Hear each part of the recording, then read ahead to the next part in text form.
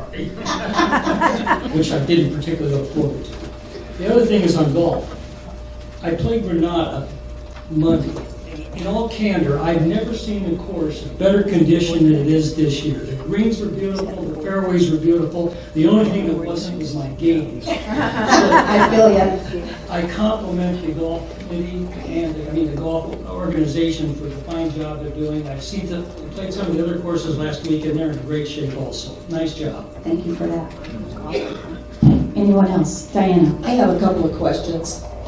You note that golf is going to miss its subsidy's going to increase, I believe is how you put it, currently projecting about $500,000 difference there. You mentioned some cost reductions and some possible additional revenue creation through the advertising and scorecards, which I think we used to do at one point in time.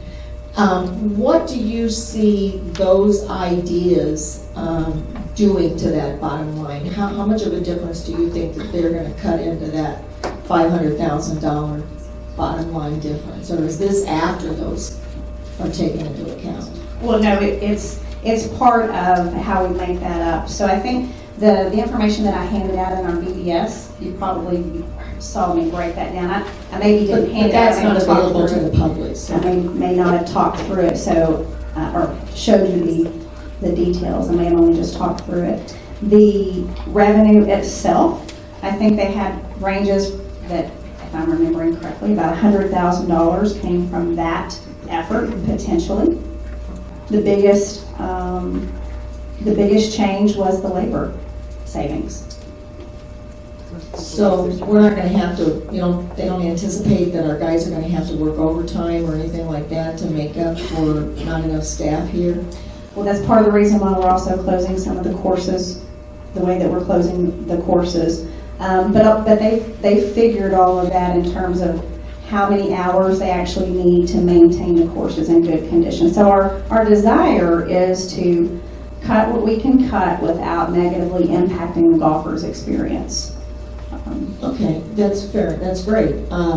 So you look to these bullet points that are in your report here, the closing of the golf courses, the recruiting corporate sponsors, etc. That the total of those could possibly make a $100,000 difference in that $500,000 shortfall. No, all of those make up the $500,000.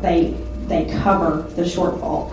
All of those are going to cover the $500,000 shortfall. That's what you project to happen at year end. That is what I project to happen. So if you remember, we talked about some capital that we were freezing as well. The labor savings, I don't think I put the capital on here, which is very minor. But yeah, that's... Well, but doesn't the capital come into a different area that we talk about when, the golf subsidy? That $500,000 doesn't include their capital, does it? That's from operations? I'm managing to cash impact. Okay. Yeah, that's what I'm trying to manage. And that's all going to be solved. Okay, in regards to the couples invitational tournament, did we see those kind of numbers in last year? So we're running about the same year over year on that? Yeah, I don't have those details with me. Okay. And then in your comparison between the overhaul home sales and the new home construction, you state that, we were a little slow, Hot Springs Village was a little slow coming to the real estate turnaround when the economy started picking up. And you chose to compare this year to 3 years ago, 2019 to 2016. Yeah, it was Why did you choose to do that when we were slow to come to the party instead of giving us a year-over-year comparison and compare what we're doing this year with what happened last year when we did start to come to the party last year? So if I had used 2014? No, 2018. Are you talking using 2018? I used the point in time when we actually made a targeted real estate marketing effort.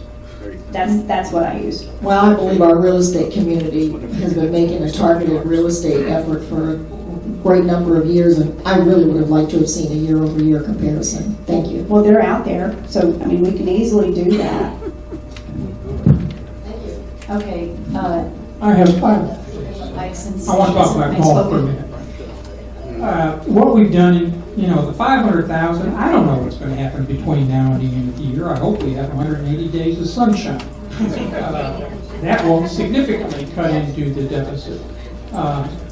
The closing the courses for 1 day each course, I think is good because it gives the maintenance people a chance to do things that they can't do if the course is being played. So I think that's beneficial to us from a maintenance standpoint. So my outlook is that 500,000 right now is a pretty big number, but I don't think it's going to be anywhere near that by the end of the year. I think it'll be back where it should be. thank you. Tony? First, what I'm going to say is no direct reflection on anybody in the golf department, because I've already believe they're doing a good job. But I shared this similar type of information with you, Leslie, before. In 2018, we had golf revenue of about 5.6 million, and in the first 5 months of that year, we did 2.53 million. That would mean in the last 7 months of that year, we did about just slightly over 3 million in revenue.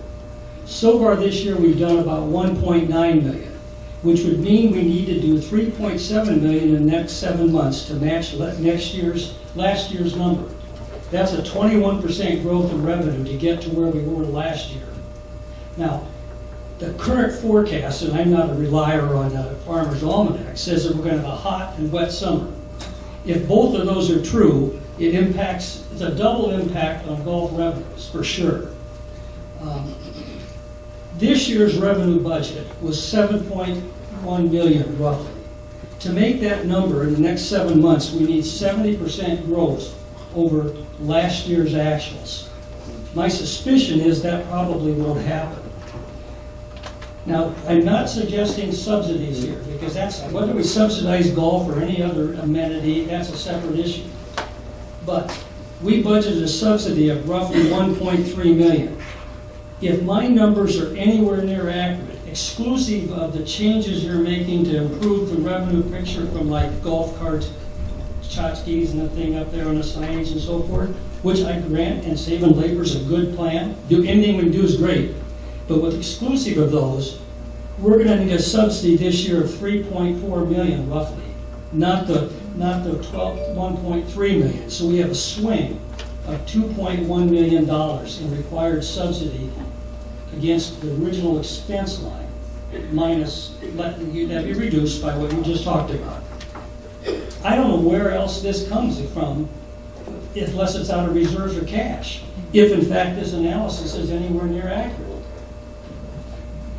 Yeah, I mean, I'm not projecting the same thing. I'm not saying your numbers are wrong and mine are right. I think that as we go along and we see what our weather is, then we'll know. But obviously, at the end of the day, we only have, X amount of cash, right? And we've got to figure out how to do that. So it just continues to become something that we adjust as new information presents itself. Well, I hope my numbers are wrong, and I hope we do 10 million in revenue, and I hope that Mike is correct. Instead of 180 days of sunshine, we get 360 in the next 7 months. I want to be efficient with our time. We've got a really big agenda in front of us, and we need to leave at 12. So, anybody else have any comments with regard to the CEO report? If not, I have one question. In the second bullet point, we're currently projecting the $500,000 difference. Excuse me. And you list the number of fewer rounds and fewer playable days. Is that when compared with what was budgeted or compared with last year at this time? That's last year. Oh, okay. That's last year. Thank you. That's my only question. That others didn't already ask.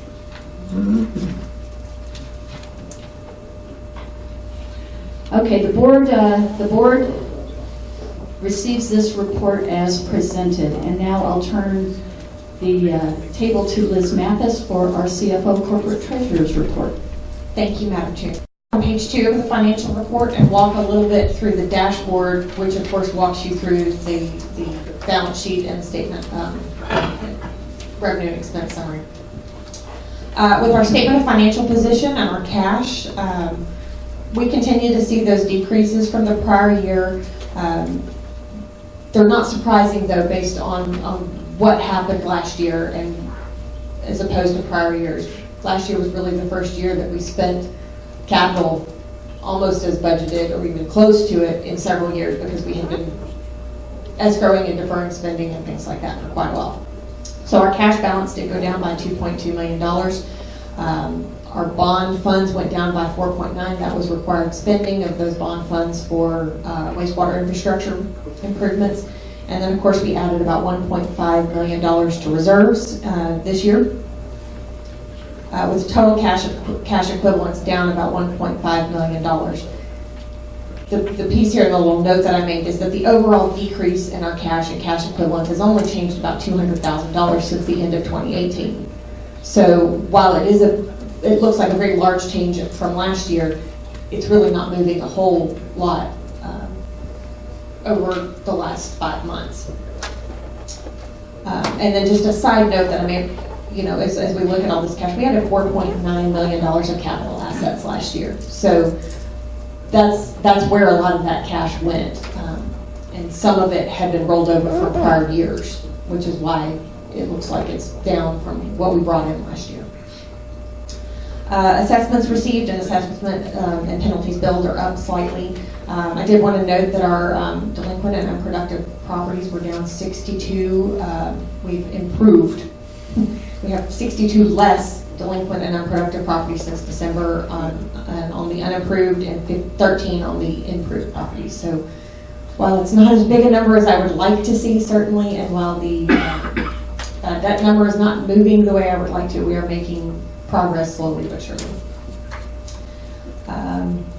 On the long-term debt, it's down $759,000 from the previous year, and our overall liabilities have decreased by $926,000 since the previous year. So we have debt, but we're paying it down appropriately and moving that in the right direction. And our liability ratio and debt service coverage ratios continue to fall well above the minimum set by our debt policy. And again, our property owner equity, as Leslie noted, is $424,000. Up from the previous year. Our enterprise goal is to maintain that current value and at least keep it stable at a minimum. So seeing it up is certainly something we're pleased to see. On page 3, you just note that public safety, public works, lakes, food and beverage, and recreation are all showing increases in revenue over the previous year. And our total net revenue is about 33% of our budget so far spent, and $529,000 less than 2018, which is of course largely in golf. And the piece of this is $364,000 of that change from the prior year is related to the trade-ins on the golf carts, which we have not done yet this year. So that's honestly a big chunk of the difference in golf that we're seeing in year-over-year results, and that's not budgeted. That revenue has never been budgeted. We didn't count on a specific amount. So when we talk about the difference in golf over prior year, that factors in, and it also talks about one of the other ways that we're going to be able to improve that gap on budget and revenue shortfalls to budget. We have 27 more improved properties since December, so that's properties that have been finished completion on construction are now paying the improved assessment rate, and 24 new home permits so far this year. I did want to point out that 5 years of the home sales, lot sales, home permits, discovery packages, and homes listed for sale are all listed on this community development graph. So all of those numbers, Diana, with the prior year numbers that you were looking for are right here. And Leslie already told us the overall rate for our conversion rate for our discovery packages is 11.4%. Public services revenue, the piece here, we've really only, although these are May's financials, you've only got 3 months of utility revenue showing, and that's due to the revenue cycle of being in every other month billing. And it kind of falls a little short all year long and then catches up right at the end of the year. So just kind of keep that in mind as you look at some of these financial numbers. And I'll continue to kind of let you know how many months we've built so far so you can look at it that way. On our golf revenue, we lost another 6,800 rounds and 27 playable days in May alone. But with all of the, and the golf cart trade-in we've already talked about, but with all of that removed from consideration, if you take the golf carts out of it, golf revenue is down about $281,000 from the prior year. And the golf revenue per round would actually be up $1.21 per round. So while the rain is killing us, there is progress in the details of this number. And Leslie talked a little bit about the dollars of the tournaments and golf packages being up, but I just wanted to note that the rounds from those tournaments and packages are actually up a little over 1,000 rounds from the previous year. So while the overall rounds are down, that area is seeing improvement in rounds. And we already talked a little bit about some of the other divisions. Just a note again, food and beverage, their revenue is up from 2018, but in large part because we opened the DeSoto Club or took over operations of the DeSoto Club mid-year last year, so it's a little bit of a different story there. But recreation, I just have to give a little bit of props to the recreation department. The RV park, pickleball, Coronado tennis, DeSoto Marina, the library, the fitness center, and the Ponce Center are all showing revenue increases over the prior year. And that's, I know they've worked really, really hard to find ways to do that. On the expenses, administration, community development, public works, and golf are all showing reduced operating expenses from the prior year. We talked a little bit about lakes. Expenses have increased related to the Lake Balboa dredging. And expenses at most of the food and beverage locations have actually decreased from the prior year. Overall increase to expenses is related to the addition of the DeSoto Club that was not in half of last year. And of note, 6 of the food and beverage facilities, 4 of which the POA is operating, have improved their net income or loss over the prior year. So there's progress there as well, and you'll see that in the quarterly deep dive into the departments, but I did want to note it, even though it's not in this.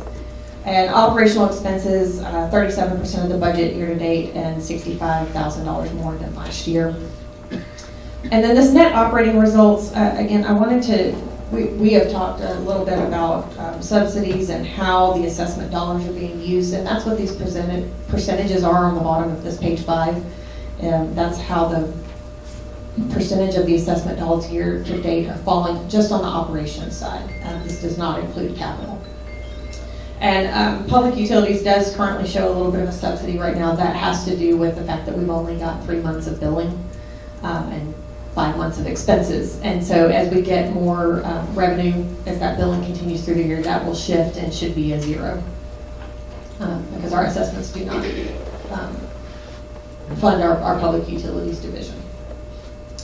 And on page 6, just of note, our current depreciation is about $1.39 million, and our year-to-date capital spending is about $800,000. And there is an enterprise goal that our depreciation expense should not outpace capital spending on infrastructure. So that's just timing as we go through the year, and we go through RFP processes and bid processes, and it takes us a little while to get moving on some of those, and the timing of when they need to happen as well. And I've updated this capital spending summary, and will continue to do so throughout the year. And then the last item of note is, if you'll flip to the very last page on page 10. And the only reason I'm skipping the other pages is just because I talked through the summary change points on those. This reconciliation of projected cash usage. At this point in time, we have adjusted this, the estimated remaining cash yield from operations to show that maybe we'd be $500,000 off. Obviously, we're working on a whole lot of different areas to try to make that up, but we wanted to go on and reflect the fact that miss might come into play, and what effect would that have on our operations and on our cash at year end. So right now, we're showing that we should have about $835,000, and we're budgeted to have $469,000, strictly as a result of this year's operations. If y'all have any questions? Yes, sir. The the restaurant Dick, you need to speak directly into the microphone, please. the restaurant revenue is up 93,000. How much of that is DeSoto? I don't have those details in front of me right this second. Guesstimate? Do you have the details, Pam?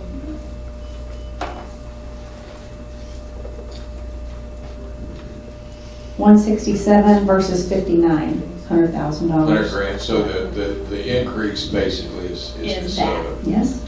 Well, as an old retailer, when you look around and you see a competitor go out of business, I would take a swag estimate that when Last Chance closed, that opened up, I'm guessing Last Chance did something between $1.5 million and $2 million annually. So the time they've been closed, there was an opportunity for the rest of the restaurants in the village to pick up $400,000 or $500,000 that wasn't being spent at Last Chance. So if all of our increase is the DeSoto Club, we didn't get any of that. Would that be a fair thing to say? Let me look at Granada, because that's the one place where they said they noticed an influx.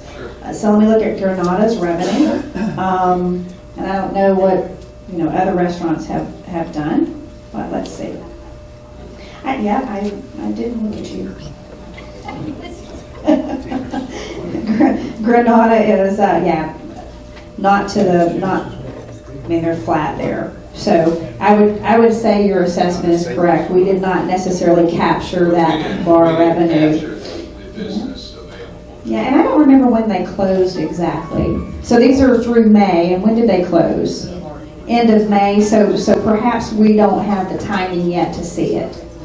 Was it April? Was it maybe April? Okay. No? It closed for 3 months earlier. It closed the end of March. Yeah, so either way, point made. We need to figure out, somebody's getting it, or people aren't going anywhere. Or maybe they're drinking at home. I've got a couple of questions. First of all, let me ask you, I'm looking at, I can't remember the page number, but where you gave your capital summary. And I didn't see anything on there for the new bocce ball courts. Are we going to be capitalizing any of the costs associated with building the new bocce ball courts? Yes, they're right here on this, that was prior to your capital budget rollover. We haven't had any spending as of the end of May on that project. But it is listed as a Okay, because budgeted they item. didn't start working on that till June. Yes, ma'am. Right. Okay, I'm sorry, I missed that.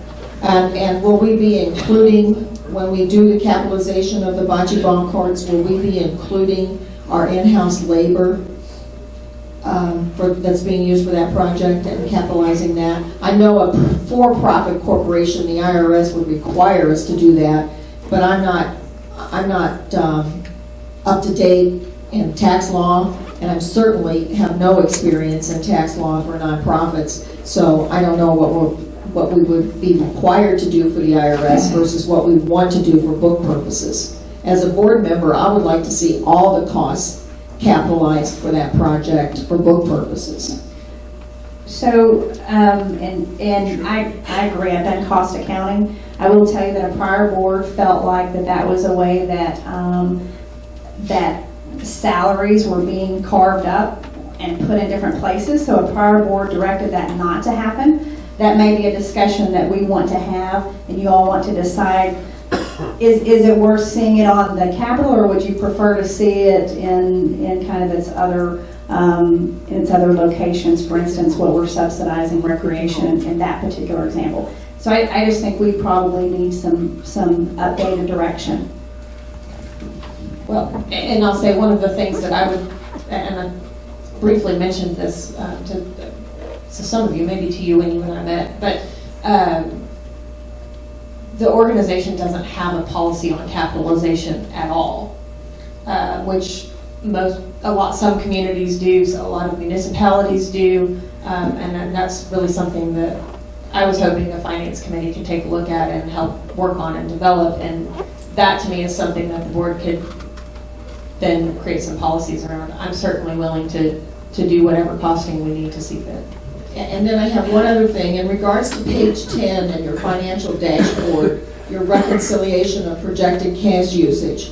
You have an item here, and I can't look at you and look at what, so, you have an item here, estimated remaining cash yield from operations. Estimated is a key word there for me as an accountant. And that number is $3,381,207. To do an estimated number, you had to have some sort of spreadsheet or something to go into that. I think it is important for this board to see the details of that number. Estimated to me is always, this is my crystal ball number. That's not true. You have a lot of working papers that you created to come up with that number, and I think we need to know it and understand it. At this point, it's actually fairly simple. It's looking at what's left of the budget of the operations year-to-date, and then I adjusted it by the $500,000 that was the note that we've adjusted that by. So we're trying to talk through where we're projecting shortfalls and from budget. And so that's really what I'm looking at, is where are we going to miss budget, and by what does that number look like, and how will that affect our cash? Well, I just think that we need to see that, because I look at the other expense report and I see that restaurants have already used up around 94+%, round numbers, of their budgeted amount for expenses for the entire year. Through 5 months, they've used up 95% of that. Now, they're going to be spending money for the next 7 months, and given the analysis that Tormy presented, I don't need to repeat all of that, but I just would like to see those numbers. Thank you. I have a comment regarding food services. Some of this is going to sound like it. I'm repeating what Diana said. She must have read my paper. In 2019, the revenue goal for food services, by the way, I'm not reflecting on what kind of quality job they do in the restaurants, because I've eaten at Granada a number of times and I've been satisfied with the food, the price, and the service. So it's not that's not what I'm talking about. The revenue goal for food services was 1.36 million, and expense budget was 1.6 million. That would have been a subsidy of $239K. To Diana's point, so far this year, in the first 5 months, we've used up 95% of our budgeted subsidy for the entire year. We were not running DeSoto, I believe, for the first 5 months of 2018, so what I want to look at now is the last 7 months of last year, so that we can compare where we need to go. To make our revenue budget for 2019, we'll need to do slightly over $900,000, which would be an increase of $225,000 or 33% in revenue and food services for 7 months. I suspect that's a challenge. The 2019 revenue matches if 2019 revenue matches 2018 expenses, and I know we're working to do some changes there, our subsidy will go up by $297,000, bringing the total year subsidy to $523,000, not $239,000. This is disappointing given the fact that what Dick raised about the other thing. So my final point, and I'll be done. Given what I had to say about golf and what appears to be what I think is likely on food services, I think it's time for the board to reassess the bottom line budget that we put in place so that we get it in line with what is realistically going to happen in the next 6 months of the year. Any other comment? I would just like to remind Vice Chair Tormy that there was a budget policy change that took place in March of this year, and for us to amend the bottom line amount of the budget would take 5 votes from this body. One other question I forgot to ask, Liz. What's the average interest rate that we have on our debt? I don't know what the average is, but I don't think any of them are higher than 5%. Okay.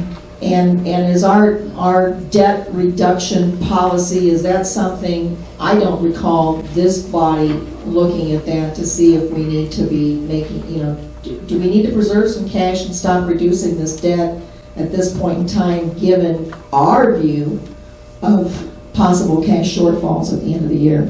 We're making required debt payments at this point, so we're not paying off debt at a rate faster than we are required to do, so we can't stop paying those debt payments, but, yeah.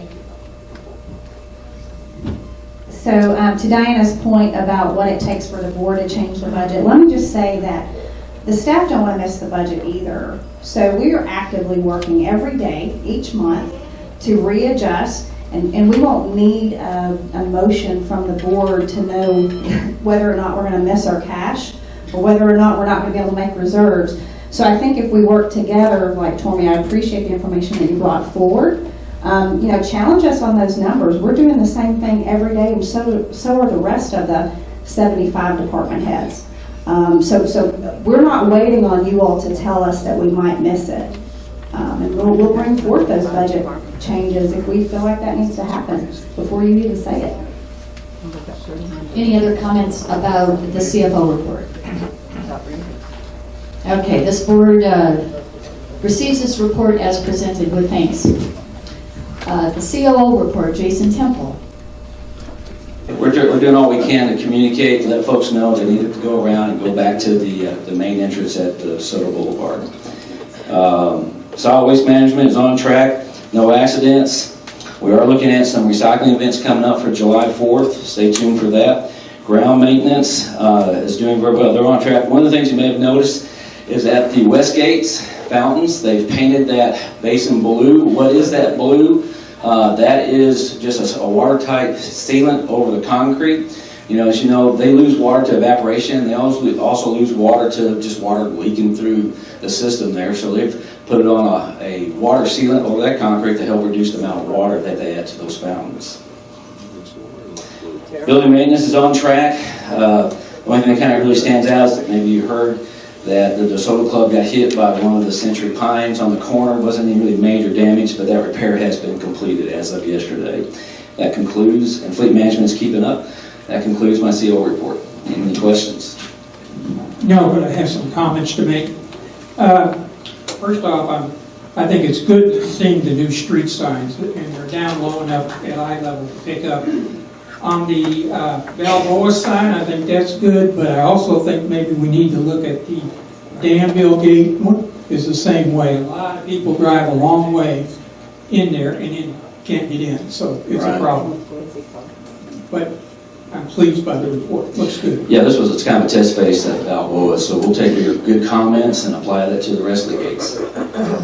Quick comment. I know you haven't done the ROI on the water meters yet, but I saw the presentation you gave to the committee the other day, and I'm pretty impressed. Whether or not we're going to get a good quality ROI, I don't know, but the information that comes off of that system is really amazing, and I'm sure it could be advantageous. And the other thing is, I'm glad you explained to me what the blue was in the bottom of that fountain, because multiple people asked me, what is that? Now I can tell them. Thank you. You're very welcome. I know it's a big change, and we try to get the information out there on that. Is that the brightest blue you can find? It's pretty loud, isn't it? It is. Okay, any other I comments? just wanted to thank you for a good report and a job well done, and let you know that I certainly appreciate all the efforts that you make for our village. Thank you. It's a pleasure to serve.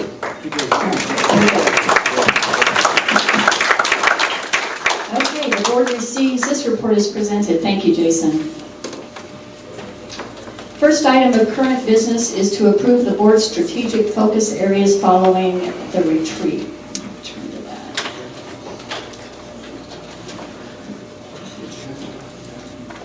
Yeah, that's it.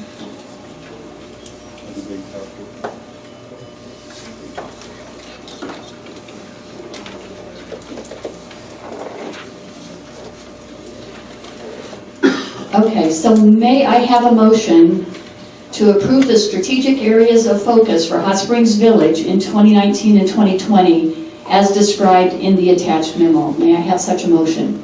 So moved. And second?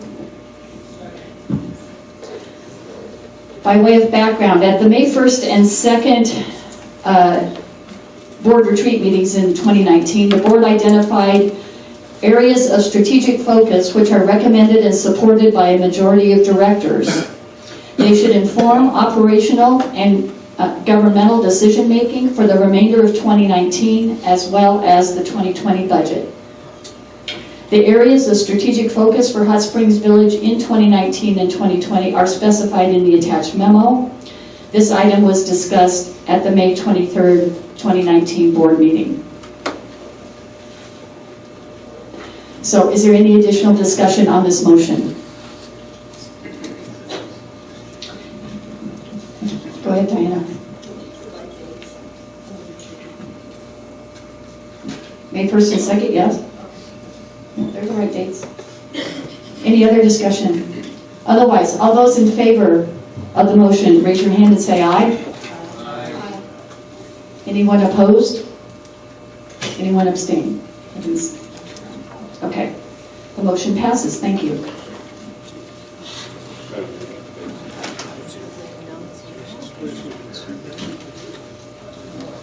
The next item on current business on the agenda is to approve the proposed Finance Committee charter. May I have a motion to approve the proposed Finance Committee charter as presented, contingent upon the revisions to Article 12 of the bylaws? The committee shall be listed as a joint committee under Article 12, Section 1C of the bylaws. May I have such a motion?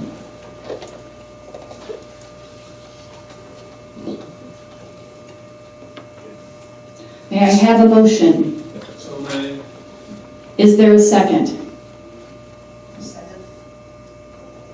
Okay, we have a motion and a second. Madam Chair, I have a number of motions to amend the Finance Committee charter, and I have background on the reasoning for making these motions. Do you want to hear that at this time? Let's start with the first motion, and then I'll have some questions before we go further. Well, I feel that it's important that the board recognize the reason that I'm bringing forth these motions. At the retreat that we held on May 1st and 2nd, there were 6 of 7 board members that expressed the desire to have a finance committee. And on May 3rd, we received as part of our confidential digest a finance charter that was written by staff. We were Point of order. Well, okay, I'll start with my motions then, if you don't want to know why I'm bringing the motions. Well, we need to discuss them to determine why you're bringing them. Yeah. Let's start with making the motion, and then we'll discuss. Okay, motion number 1. I move to make word changes in Roman numeral 4, duties and responsibilities, item A, by inserting the words Board of Directors. Is there a second? There is a second. Is there any discussion then on that motion? I would like to say that the item A would now read, analyze concerns of the Board of Directors and the community, keeping the CFO and association treasurer informed. Any other discussion? Diana, I have a question before we go through these 13 different motions. I recall from our last board meeting on May 23rd, the board asked you, and you did, meet with Liz to jointly revise the charter that was part of the original motion, correct? That is correct, and we were unable to reach an agreement. All right, so that's my question. Are these 13 motions representative of items that you discussed with Liz and could not reach consensus on, and so you're bringing them to the board? That's my question. To answer that question, I would have to say that these 13 items are a result of that meeting, in addition to my receiving input from many members of the community. So then my question becomes, if the instruction was to meet with Liz, when you got the input from the rest of the community. Ma'am, I have before me a motion, and I don't have, you wouldn't let me go into my background. You said I was out of order in doing that. If I would have been able to do my background, I believe I would have been able to answer all of your questions. But you failed to do that. So we have a motion on the table, and I believe we should take a vote on this motion. No, the point is that now is the time to discuss. At the time. You're not discussing the motion, you're discussing my background, and you didn't allow me to bring forth my background. I'm sorry. Since she is the maker of the motion, she does have a right now to give her background, stating that as a parliamentarian. That's fine. Okay.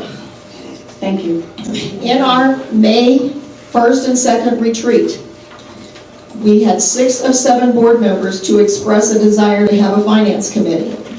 On May 3rd, we received, as part of our confidential digest, a finance charter written by staff. We were directed by the CEO to send all feedback to her. I did not follow those instructions, and I sent my feedback to all of the board members by sending a different charter. The charter I prepared has since been reviewed by a group of property owners who have expressed interest in this committee and who have strong business and accounting backgrounds. With their input and help, a revised charter was drafted. On May 14th, staff presented a revised charter to the governance committee. The charter, written with the help of property owners, has been denied review.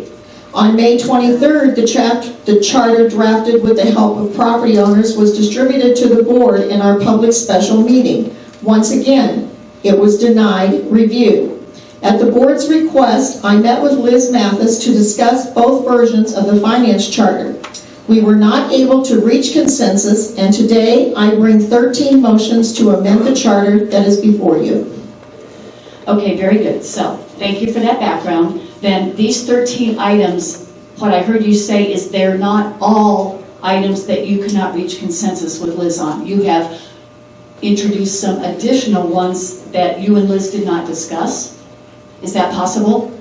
I don't think that that's what occurred. I cannot remember exactly what we discussed in our meeting, but this charter, as presented, I believe needs the modification of these 13 motions. Okay, Liz, did you want to comment? If you'll allow it. I do think that Diana and I probably did discuss the majority of these. I haven't looked at them in fine detail.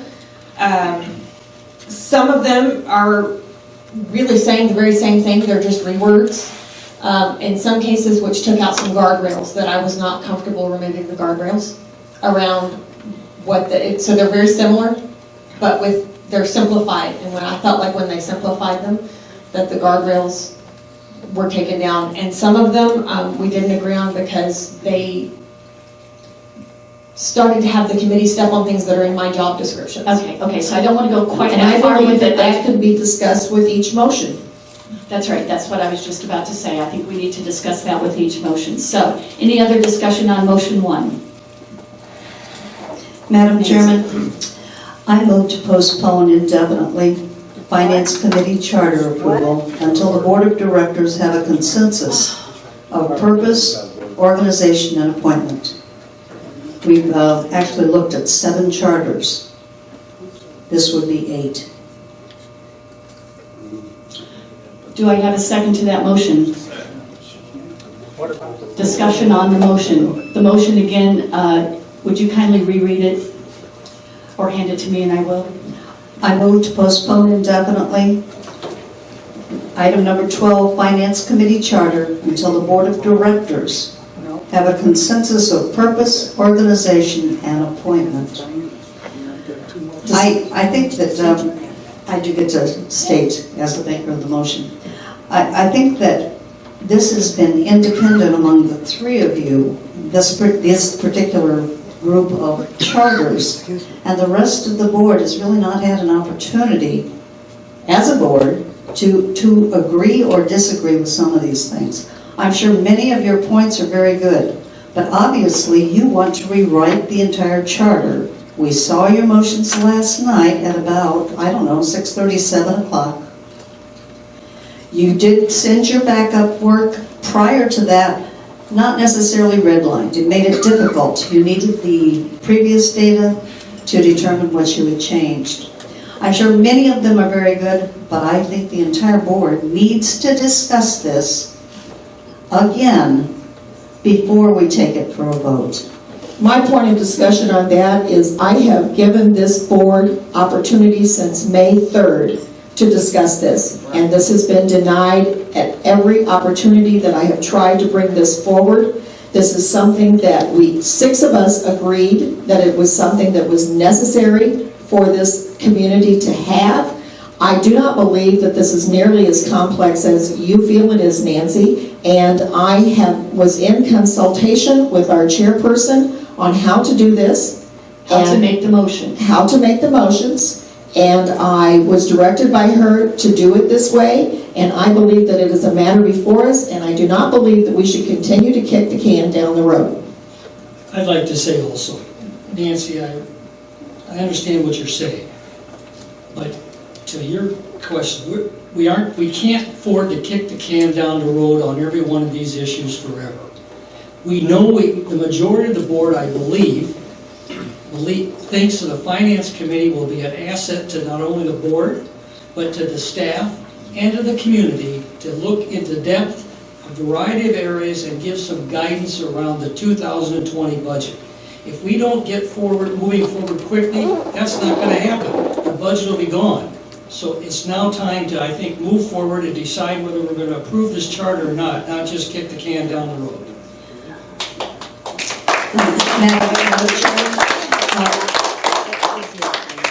I agree that the finance committee does need to be formed. I don't agree with being hasty in forming it. As it's currently written, it is in bylaw conflict. I think we need to take care of those situations before we continue with the finance. We already voted that motion down previously, thank you. No, we didn't. Yes, we did. When you wanted to strike it from the agenda today, I'm not this saying to body- strike it, we're done with that. I'm discussing at this point in time. striking it again. No, it is not striking. And now, So I'm please just let me clear that up. finish, Tormy, and please do, let me finish. The board is not in consensus on these kinds of changes. This is changing the entire document. It's not just changing one or two things. It's in changing the entire charter.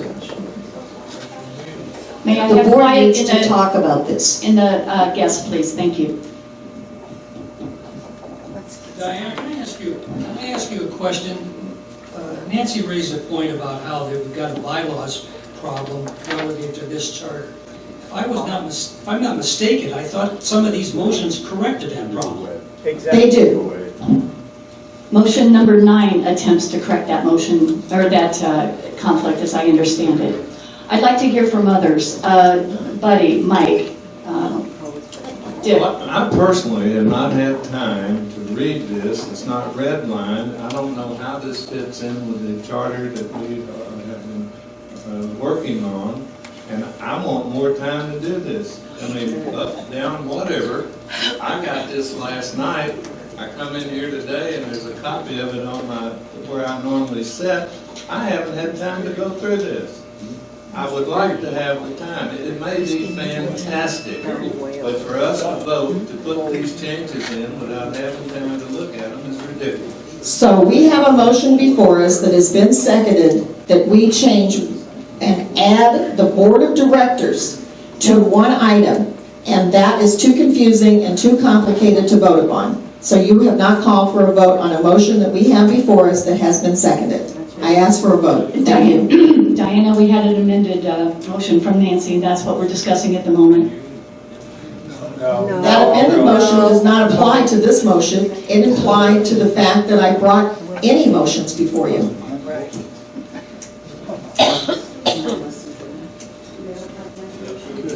It does apply to this motion because it is involving the Finance Committee charter. And presently, because it has not been approved, it is in conflict with the bylaws, and there is not a single purpose for this particular charter. There is not a common consensus of organization and appointment. Therefore, my motion is correct. It's at the chair's discussion or discretion if she wants to call for a vote on it. The charter was brought before the governance committee. The governance committee, in their minutes, signed off on this charter that is before us today. This is true. This is true. Dick, were you about to say something? Well, I just want to reinforce the thing that Diana said earlier. We've got some serious planning issues coming up. And since May 1st, we've talked about how we really need to restructure how we plan our business, how we run our business. And this finance committee would be a great asset towards that. And the committee could work with Liz and her people and do planning to the level we have asked. And it won't happen unless we get this thing agreed upon. And again, we don't have RASP anymore. So, you know, in the absence of RASP and in the absence of a go-to group that can help us with some of these issues, we're dead in the water, and there is urgency here. All right, very good. Mike, an opportunity before we... Nancy's. This is a lot of changes. I'm having a little difficulty understanding some of them. In fact, I'll go to the bottom one here. No. We don't want to jump around on motions. What we're talking about is Nancy's motion to, repeat your motion, please, to suspend. I'm sorry. I want to get this right. What happened to the other motion?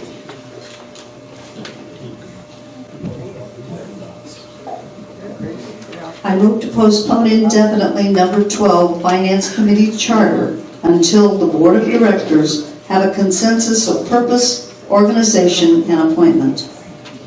That's the amended motion that we're discussing at the moment. Anything you want to say for that? Okay, then I'm ready to... All right, so the motion, once again, I move to postpone indefinitely number 12, Finance Committee Charter, until the Board of Directors have a consensus of purpose, organization, and appointment. All those in favor, raise your I hand. still have a confusion of how this motion differs from the motion that Nancy brought before the board to change the agenda. Because that was just agenda change.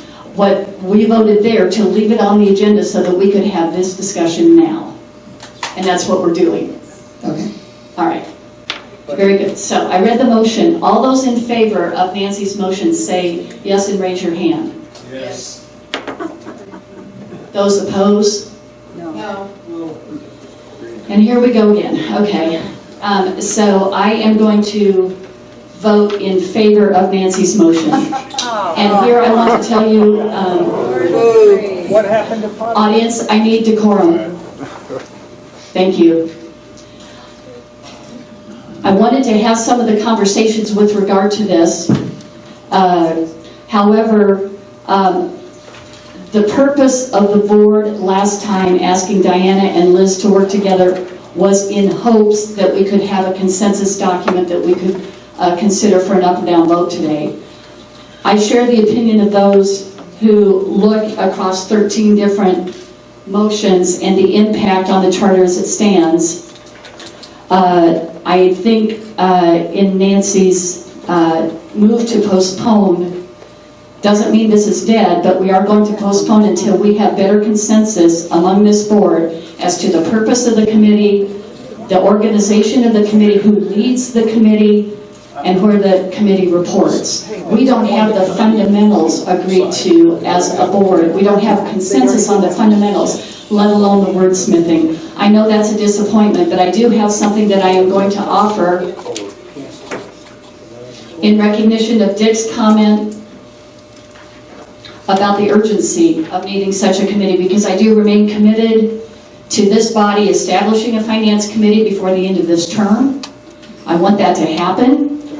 But in light of today's failed vote to establish a finance committee and in recognition that the 2020 budget season has already begun, that is, time is of the essence, I find it in the association's best interest for the board chair to establish a 2020 operating and capital budget ad hoc committee. This committee's purpose will be to advise, assist, and lend expertise to the CFO in preparation of the 2020 operating and capital budgets. As board chair, my authority to establish this ad hoc committee comes from the POA bylaws, Article 12, Section 6. Within a day, I will send this ad hoc committee's charter to the board and will invite its ratification in the July board meeting. It will be made public once the board has had a chance to review it. I would invite any property owner interested in serving on this ad hoc committee to apply using the POA standard committee application process. Again, I remain committed to establishing a finance committee before the end of this term. Folks, we do need to make progress with regard to our budgeting practices, our budget policy revisions, that sort of thing. I've had some conversations with some board members. I did not want to influence the vote on the charter by having that alternative out, so most were not aware that I was intending to do that, but my vice chair was aware and the CEO was aware of my intent to do that. And my parliamentarian was aware as well, because I wanted to make certain I was legal when I did it. Can those individuals that are interested in being on the ad hoc committee start immediately doing the application process? Absolutely, and I would invite them to do that. And I hope that's a positive step forward while we come to consensus as a board on the more lasting effect of a finance committee. I would just like to make one comment. You stated that the parliamentarian was aware that you were going to present this ad hoc committee, and it was the parliamentarian that brought forth the motions and killed my motions today. I'd like for that to be a part of the record. Yes. Actually, I'm a board director. Thank you, Diana. Yes, but you had privy to information that I did not have. Thank you. Exactly. What?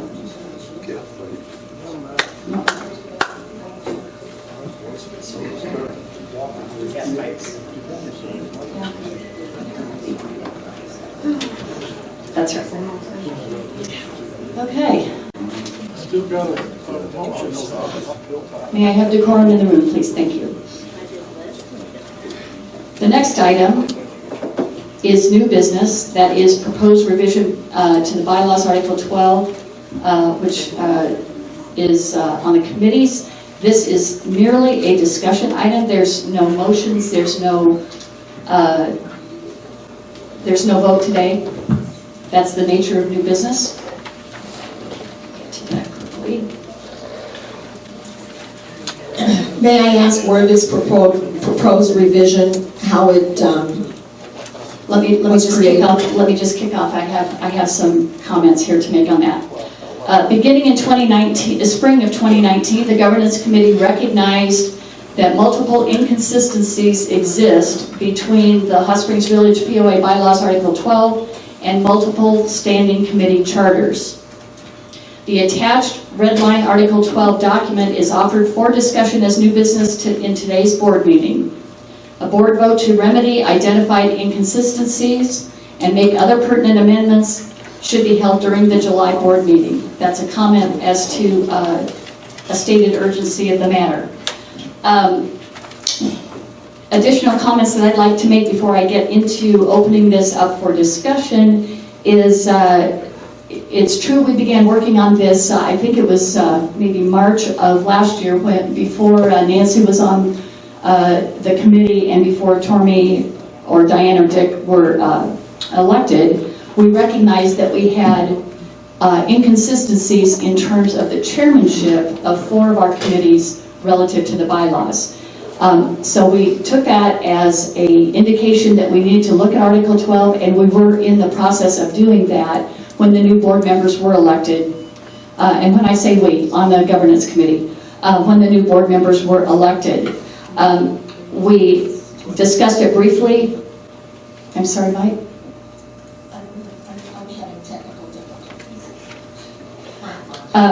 We discussed it briefly May 14th. We ran out of time on May 28th to discuss it. And then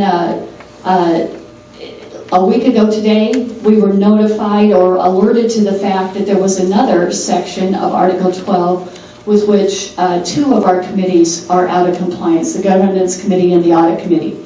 And so a second set of inconsistencies, I asked the board for their concurrence that we suspend the rules to allow the Governance Committee to convene to discuss how best to quickly resolve those inconsistencies.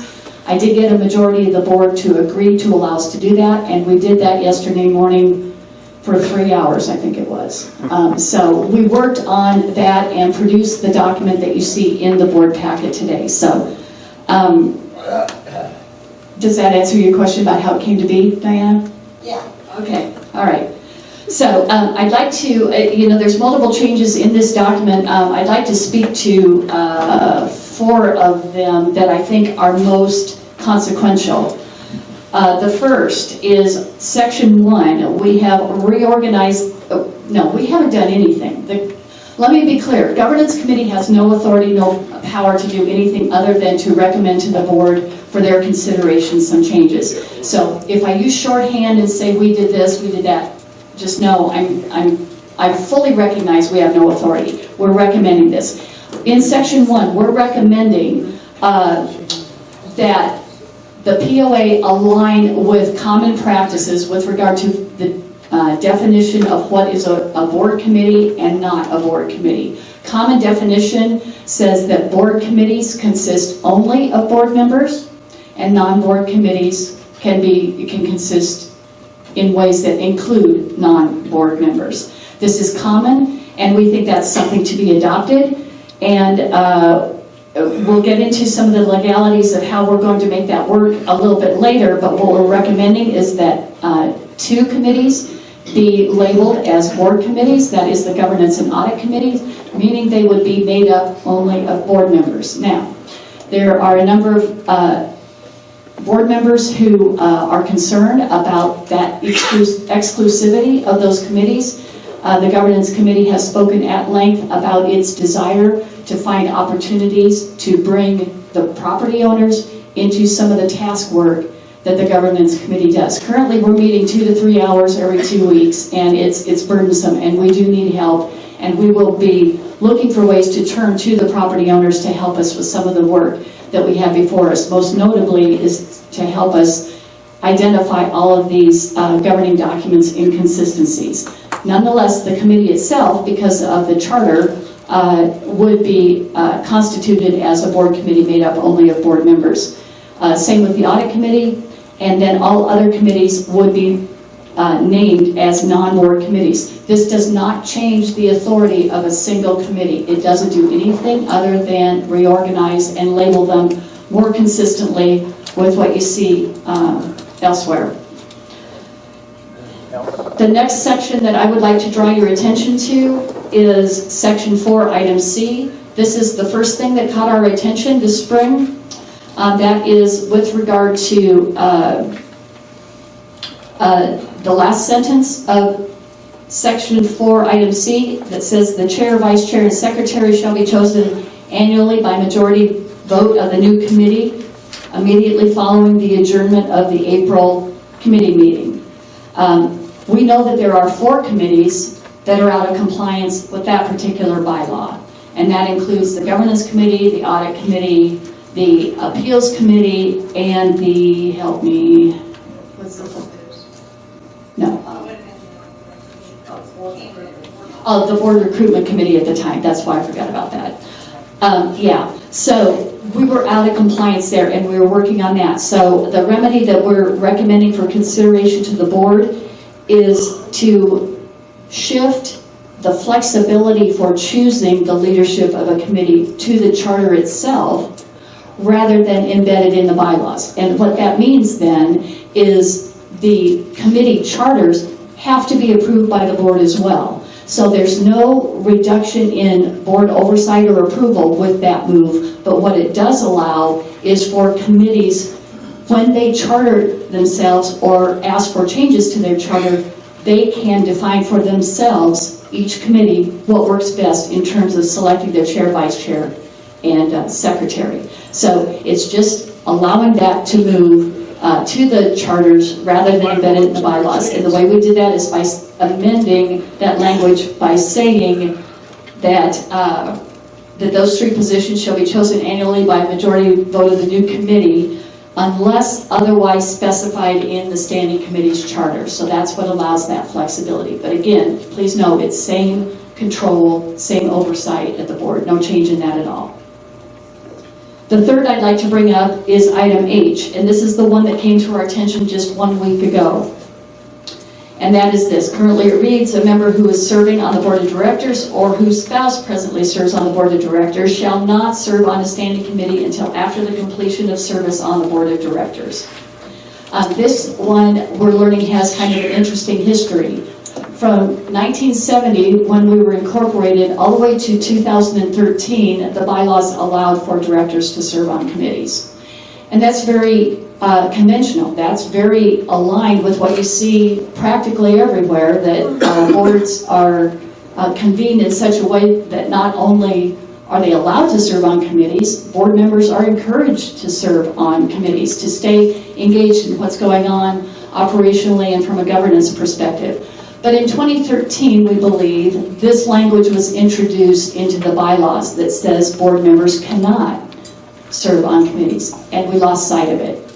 And so I don't know when the audit committee was set up. I believe it was set up in 2007. Am I right on? In 2007. So it has been out of compliance with this for some time because it is comprised of board members. And the governance committee, which was chartered in 2017, also was chartered without recognition that they were out of compliance with item H. So what is being recommended to remedy this, because we believe there is value in a governance committee, and we do believe there's value in an audit committee, and because of their charter responsibilities, we believe those committees are best populated with exclusively board members. We are recommending for consideration at the board that elected directors may serve on board standing committees, and household members of elected directors and officers may not serve on standing committees. That's our recommended remedy on that one. The fourth and final one I'll mention before we turn this over to open discussion is Section 5. Section 5 outlines the responsibilities of the POA Board Liaison and the POA Staff Liaison as it relates to the committees. We would like to recommend that Section 5 be fully stricken from the bylaws and be reinstituted and reorganized a little bit, but established as a board policy rather than being in the bylaws. We haven't wordsmithed or recommended what that policy looks like, but that's for discussion today, another significant change. I guess there's one more, and I'm just going to sneak in one more. Section 6, the appointment of ad hoc committees. We're suggesting striking that all together and say the establishment of a committee, whether it's ad hoc or standing, should follow the same purpose and guidelines. And with that, I'll open this up for conversation, but please let me recognize you before you speak so that we can control, people aren't talking over each other. Who would like to speak first? Well, I'll speak. When I went through these changes yesterday in our governance committee meeting, I thought that they all seemed fairly realistic and made sense to me. And so, from my perspective, I think that's a good strategy. The one question I have, though, is I look at the last one here that you brought up. The ad hoc committee shall be appointed by the chair. Is that going to, if that were adopted, how does that change what we just did in having an ad hoc finance committee? It doesn't, because we're operating under this bylaw now. I know. Yeah. But if we adopted it. If we adopted it, then we would follow the normal process. It would be a board recognizing the need for a committee, just like we recognize the need for a finance committee. You'd never be able to have a chair do an ad hoc committee. No, and I support this, by the way. I don't think this is necessarily an appropriate thing for the chair to unilaterally have the right to do. I did it with the finance, not the finance, but the budget committee, merely because I'm authorized to do it combined with the sense of urgency that I know Dick and Diana especially have commented to today, and I thought it was important to get it done. Well, then if that's the case, my suggestion might be that we find some wording around how it's possible, which I know is tough, but there could always be something that could come up that could create a sense of urgency. That's right, then you convene a board real fast. Thank heavens there's only 7 of us, and we could probably convene fairly fast and make a decision. But okay, good, thanks for your comments. Anybody else? Diana? I have a comment on proceeding forward with this. First of all, in section 1, item A, establishing a board committee for the governance committee, if to today's point, if it's fair for me to bring this forward, I am against this committee being a board committee. I believe the governance committee should be made up of board members and property owners. And I would like to know that going forward, are we going to, the governance committee as it's currently constituted is in violation of our bylaws as they exist today, has been since it was chartered in August of 2017, which is nearly 2 years. And then therefore I would ask that all discussions of any bylaw, governing documents, etc., be brought before the board, even if it has to be done in a special meeting, until this change can be voted upon. Okay, is this an appropriate format right now to discuss it with the full board in public view? That's my question. Good, yeah, this is what I'm encouraging. Leslie? I know we keep saying that the governance committee was constituted inappropriately, but let me remind you that actually the chair appointed this committee originally. So it was originally appointed. It was not a standing committee. So I think as it evolved, then maybe it became out of compliance. Also, I wanted to point out, for those that don't recognize it, in section 1 of this of the bylaws, Article 12, Section 1, the board of directors may constitute such other committees as it deems desirable and appoint members to committees. So the bylaws themselves contradict each other. That contradicts the later statement. So I just wanted to point those 2 things out. So anybody that loves to get into detail of comparing and finding inconsistencies like this, I'm sending an SOS. We would love your help. So when the governance committee calls on you to assist, please consider responding. We need help. This is tedious work, and we miss it sometimes when there's only 4 of us giving the limited time that we have. So we will be calling for help, and we'll be welcoming it. Quick comment to Diana. This is probably one of the several areas, or at least maybe very few, that you and I disagree. I do believe the governance committee should be a board committee, but as Cindy indicated with the ad hoc committee she just proposed, which I think is an excellent idea, there's nothing that stops also a subcommittee being of property owners to address exactly what Cindy just referenced. And it could be all property owners for that matter. It's whatever the committee, would end up choosing. I just feel that it's important that the property owners have a role from the get-go and be part of, even if it's only 1 or 2 property owners that are part of the governance committee, I believe that they should be involved from the get-go. Yeah, I think if you review the charter of the governance committee, you'll see that there's some things that are of a very confidential nature that would preclude our ability to include property owners in those topics. And that's why dealing with it through subcommittees probably is a better way to go about that. But we're also working on the governance committee charter because it too is deserving of some rewrite. So we've been busy. We need help. This isn't, we're not begrudgingly taking your help. We are asking seriously for your help. So be watching for that very soon. When the governance committee comes forward with their recommended governance charter changes, you'll see a call for that kind of help, because what you see here is not all of the changes that need to happen in these governing documents. There are a lot more. There are tentacles everywhere, and we get surprised by them. But we're committed to getting them cleaned up this year. I would just like to remind this body that according to our bylaws, Article 7 Section 6, Item C, violation of any association governing documents, including the declaration, articles of incorporation, bylaws, policies, rules, or resolutions, as the same may be in effect from time to time, including but not reporting conflict of interest, and that you may be removed from the office by a majority vote of the board of directors for doing so. And this governance committee, as the charter is currently written, the charter is in violation of the bylaws. So for this committee to continue to work under violation of the bylaws, you are also violating Article 7 of the bylaws. And I think that it should stop and be disbanded, and No. Okay, so what you said is true for the governance committee is true for 3 other committees. Do we disband? Yes. yes. All 4 committees? Yes, if that's what it takes, we are not operating in accordance to our bylaws, and that is wrong. But you know what, we agree on the recognition that we're operating out of accordance with our bylaws. Your path is, let's disband.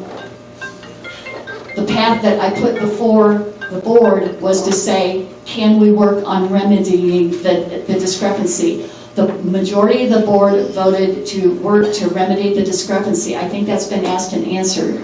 That was for one meeting. That was to hold a meeting yesterday. That's right. I'll ask again if we have to continue. Continuing on. We are meeting here today in front of the public and for them to see and hear our action that's taking place. I will then, if you would like, I will call for a vote whether or not we should continue the governance committee and all other committees that are operating outside the guidance of the bylaws.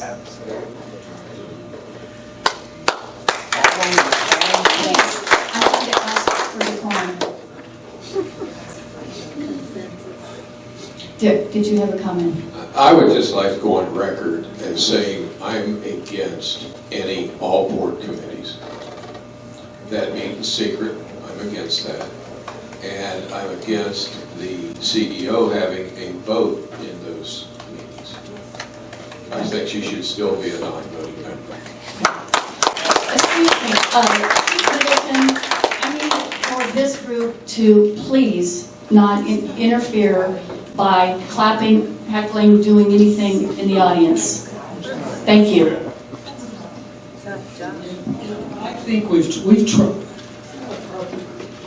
I'm not going to defend the fact that there's some committees out of compliance, and it does need to be addressed, but I think we've defined a process by which we can get that fixed in a reasonable manner and not, at the same time, disrupt the whole operation. And why it may make sense eventually to do just what you're suggesting, Diana. I think we're better off trying to get the issues addressed, and so we can move forward in a positive way with these committees and any others that might come along at a later date. So, sorry, that's how I feel. The full body should address these problems, not a committee that is chartered in violation of our bylaws. The board is addressing the problems through its discussion today. Leslie, did you have a comment you wanted to go on record? I would. I object to Director Dixon supervising me publicly. Garrison, I'm sorry. Director Garrison supervising me publicly and interfering with the terms of my contract and my job description. I did not place myself on those things. Those happened by a vote of the board, and I would ask for the board to honor the spirit of my contract. Any other commentary on Article 12? Nancy. I'm sorry to do this to you, but I have another motion. I move to suspend our best practice of not approving new business and vote on bylaw Article 12 changes today. No.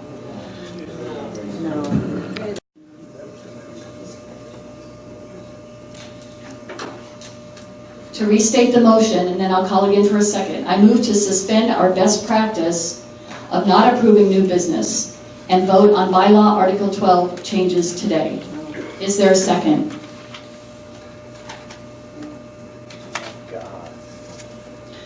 The motion fails for lack of second.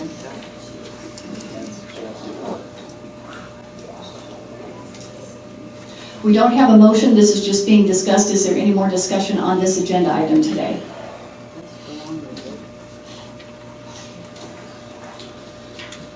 Okay, then we'll move on to the next agenda item. This is the proposed governing document change policy. Again, this policy actually was a best practice during all of last year, and it was it was discussed with the new board members in their new board training at the end of March, but at that time it was considered a practice that we had and not yet a policy. So from that point forward, the governance committee has worked on recommending that we make this a policy. So let me read to you. The governance committee identified that the POA did not have a clear process to make changes to our governing documents and recommends documenting current practice as a policy. The attached proposed Chapter 8, Article 7 Governing Documents Change Policy assures that all changes to any POA governing document or creation of a new POA governing document are properly proposed, communicated, deliberated, and considered for approval. With that, I give you the governing document change policy proposal. What I'd like to point out is that there's basically two sections to the process.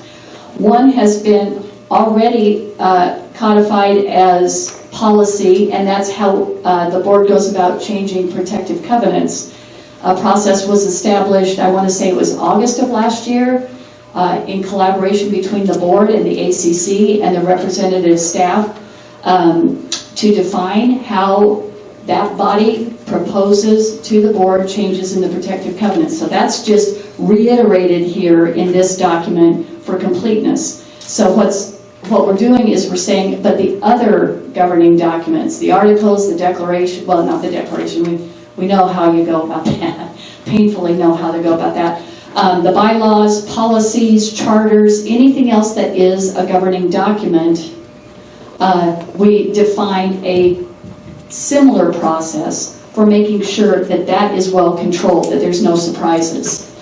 You see the governing documents listed there on the change policy, and at this point I'll open it up for discussion. Well, I have a comment. In general, I support this document, but as I indicated yesterday, I have serious questions, and I'd actually like more legal counsel around, is the CMP, quote, a governing document? I want further investigation as to whether or not it's a plan replacing another plan that may have been developed by the CCI or John Cooper Sr. back in 1970. Now, granted, his plan's not as complete as the CMP, but the definition of a plan is sometimes in the eye of the beholder. So that's my problem with this document. Okay, very good. Anybody else? I have a question. Under section 1 of the purpose, I'm reading that changes to any POA governing document or creation of a new POA governing document. And then when I go down to section 2, the process, and I go to the other than protective covenants, I'm not seeing, and perhaps I'm reading over it, I'm not seeing any language that involves the creation of a new document. I'm only seeing language regarding changes. I see your point. Yep, thanks. Catch. And here. I said it was a good catch, thank you.